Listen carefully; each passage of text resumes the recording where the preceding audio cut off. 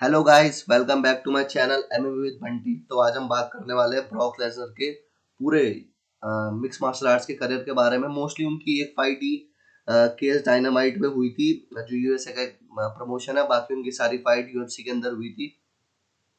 तो चलिए देखते हैं उनका एमएमए करियर कैसा था। तो ब्रॉक लेसनर की फर्स्ट एवर फाइट हुई थी अगेंस्ट मिनसू किम। और थोड़ा मैं आपको एक ब्रीफ थोड़ा देना चाहूंगा। इस फाइट से पहले ब्रॉक लेसनर एक डब्ल्यूडब्ल्यूई स्टार है, जो आप सब जानते ही होंगे। वो 2004 तक, और 2004 के बाद उन्होंने सब वो अपने डब्ल्यू कॉन्ट्रैक्ट से चले गए थे। उसके बाद उन्होंने थोड़ा फुटबॉल भी खेला यूएसए के अंदर। यूएसए का फुटबॉल थोड़ा डिफरेंट होता है, बिकॉज वो पैरों से नहीं हाथों से खेला जाता है। एक रग्बी टाइप उनका फुटबॉल होता है।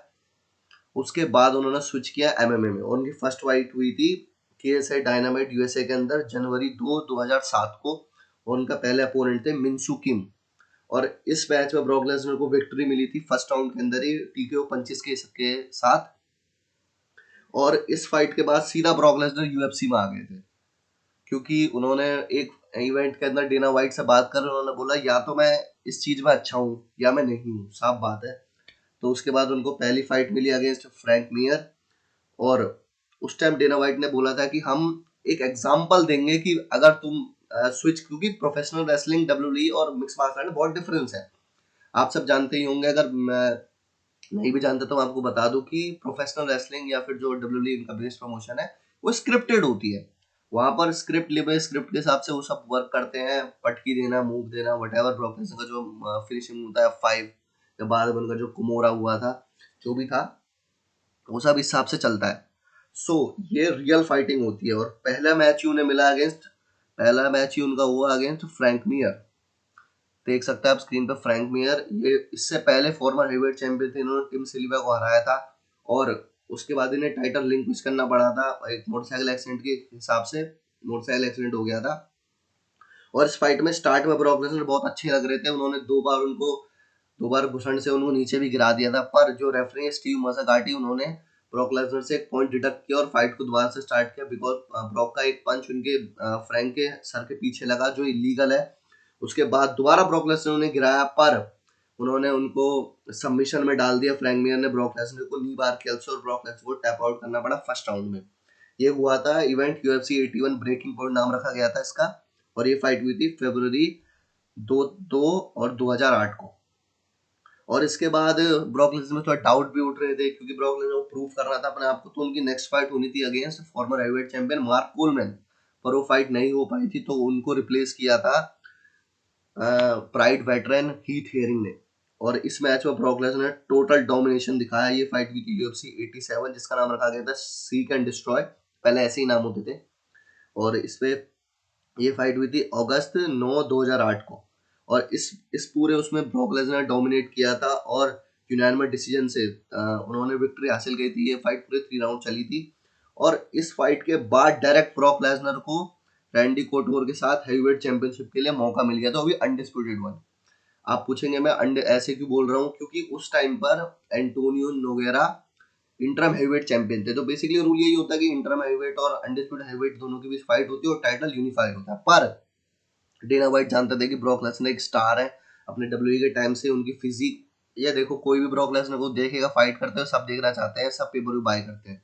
सो ब्रॉक लेसनर ने रैंडी कोटोर के साथ फाइट हुई। और इस फाइट में ब्रॉक लेसनर ने यूएफसी 91 में फाइट हुई थी नवंबर 15 2008 को। और ब्रॉक लेसनर ने टीकेओ पंचेस के साथ सेकंड राउंड में विक्ट्री हासिल करी थी, और वो बन गए थे न्यू अनडिस्प्यूटेड हैवीवेट चैंपियन। और ब्रॉक लेसनर की फर्स्ट फाइट हुई थी इसके बाद फ्रैंक मियर के साथ। उनका रीमैच हुआ था यूएफसी 100 में। ये one of the biggest UFC card था उस टाइम पर, और आज भी इसकी बहुत वैल्यू थी, क्योंकि उसी कार्ड में जॉर्ज सेंट पियर ने भी अपना टाइटल डिफेंड किया था, वर्ल्ड वेट टाइटल। और कुछ और भी इंटरेस्टिंग फाइट थी, जैसे माइकल बिस्पिंग और डैन हेंडरसन की थी, वो आपको याद ही होगा। और ये फाइट हुई थी यूएफसी 100 जुलाई 11 2009 को। और इस वाले मैच में इंटरेस्टिंग बात ये थी कि फ्रैंक मियर इंटरम हेवीवेट चैंपियन थे, बिकॉज उन्होंने द अल्टीमेट फाइटर कोच किया था अगेंस्ट एंटोनियो नोगेरा, जब उनकी ब्रॉक लेसनर की फाइट रैंडी कोटो के साथ चल रही थी। और इस फाइट में उन्होंने उनको हरा दिया था, और वो बन गए थे इंटरम हेवीवेट चैंपियन। अब इन दोनों के बीच टाइटल यूनिफाई हुआ। और जिस हिसाब से आपको पता ही है, ब्रॉक लेसनर ने इनको हरा दिया था।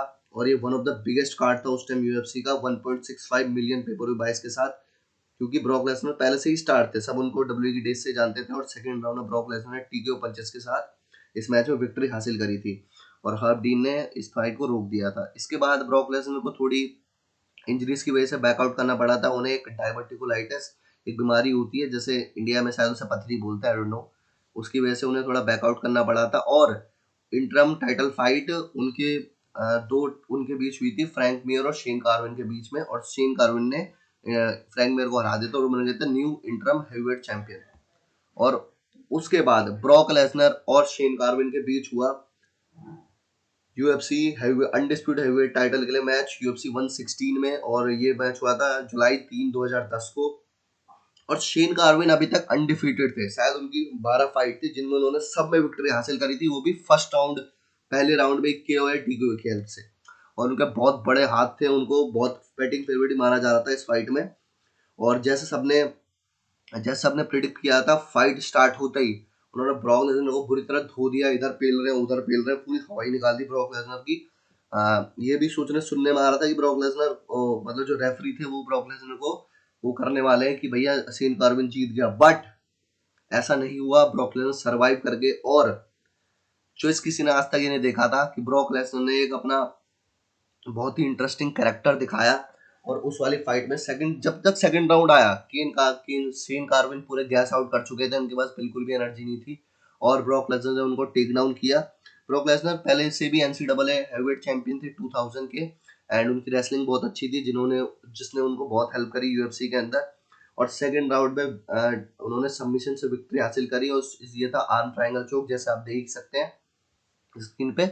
एंड उस टाइम शेन कार्विन को हराना बहुत बड़ी बात थी, और इस वाली फाइट को देखने ब्रॉक लेसनर के दोस्त भी आए हुए थे। उन दोस्तों में गोल्डबर्ग भी आए हुए थे, स्टोन कोल्ड स्टीव ऑस्टिन भी आए हुए थे, और जो पॉल हेमन है उनके जो मैनेजर है, एडवोकेट जो भी आप कह सकते हो, वो भी आए थे। तो ये ब्रॉक लेसनर की बहुत बड़ी व्यक्ति थी। ये वाला इवेंट भी 1.16 मिलियन पेपर बाइस गया था।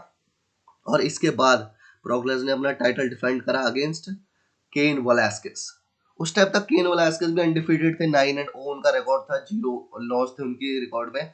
पर ब्रॉक लेसनर बैटिंग फेवरेट थे। आप पूछेंगे बैटिंग फेवरेट क्या होता है, पर मैं ये आप किसी और वीडियो में कवर करूंगा ये कैसे ऑड्स वगैरह वर्क करते हैं। तो इस वाली फाइट में जितना मेरे को आइडिया है, ब्रॉक लेसनर उस वाले मैच को जीतने वाले थे जैसे सबको लग रहा था, बट जैसे आज सब जानते हैं Cain Velasquez one of the greatest heavyweight में उनकी गिनती होती है। उन्होंने ब्रॉक लेसनर को कह सकते हैं पूरी तरह धो दिया। यूएफसी 121 में ये इवेंट हुआ था, और अक्टूबर 23 2010 को, और केओ पंच के हिसाब से फर्स्ट राउंड में ही केन वेलास्केस ने ब्रॉक लेसनर को हरा दिया था और बन गए थे न्यू यूएफसी हेवीवेट चैंपियन। और उसके बाद ब्रॉक लेसनर ने अपना एक टाइप से दोबारा से वो डाइवर्टिकुलाइटिस की, क्योंकि जितना मैंने रिपोर्ट में पढ़ा था, 12 इंचेस का एक कुछ पत्थर टाइप उनके मतलब अंदर बॉडी से निकाला गया था, तो वो बहुत पेन से इस फाइट में लड़े थे। एंड इसके बाद वो बहुत टाइम तक आए नहीं उनको। वैसे उसके बाद उन्होंने अल्टीमेट फाइटर कोच किया अगेंस्ट जूनियर दो सांतोस, और इस वाले में ब्रॉक लेसनर के जो मतलब एक टाइप से कह सकते हैं कि जो उनके चेले थे, टोनी फर्गसन जो आज बहुत फेमस लाइट वेट है, वो उस टाइम वॉल्टर वेट का वो एक टाइप से अल्टीमेट फाइटर टूर्नामेंट था, और उन्होंने विन किया था उसको। वैसे तो ब्रॉक लेसनर को जूनियर दो सांतो के साथ फाइट लड़नी थी, बट उन्होंने उसमें बैकआउट कर लिया था ड्यू टू डाइवर्टिकुलाइटिस बीमारी की वजह से। और वो यूएफसी उसके बाद उनका रिटर्न हुआ यूएफसी 141 में दिसंबर 30 2011 उनकी फाइट हुई थी अगेंस्ट एलिस्टर ओवरीम। और जैसा आप जानते ही हैं, Alistair Overeem one of the best heavyweight थे अपने टाइम के, एंड उनसे किसी को कोई वो नहीं था। वो स्ट्राइक फोर्स हाईवेट चैंपियन थे। स्ट्राइक फोर्स ने जैसा आप जानते हैं बाय कर लिया था, नहीं, यूएफसी ने स्ट्राइक फोर्स को बाय कर लिया था। तो हम जैसा उस टाइम जानते ही हैं कि ब्रॉक लेसनर ने बुरी तरह से धोने वाले थे उसको, बट ऐसा एंड ऑफ द डे कुछ भी नहीं हुआ, बिकॉज उन्होंने बुरी तरह छिल दिया ब्रॉक को। और जैसा आप जानते ही हैं कि ब्रॉक लेसनर कितने वैसे फाइटर हैं। और उसके बाद उनकी फाइट हुई थी अगेंस्ट मार्क हंट, क्योंकि उस टाइम के बाद ब्रॉक लेसनर रिटायर कर चुके थे, जैसे आप स्क्रीन पे देख ही सकते हैं। मैं नई नई वीडियो बना रहा हूँ तो माफ़ करना, इतना मैं भूल गया था उस वाली फोटो को ऐड करना, अभी थोड़ा माफ़ कर दो, कोई बात नहीं, चलता है। वो बुरा मत मानना। तो उनकी मार्क हंट के साथ फाइट हुई थी जुलाई 9 2016 को UFC 200 में, जो one of the biggest card था उस अपने एरा का।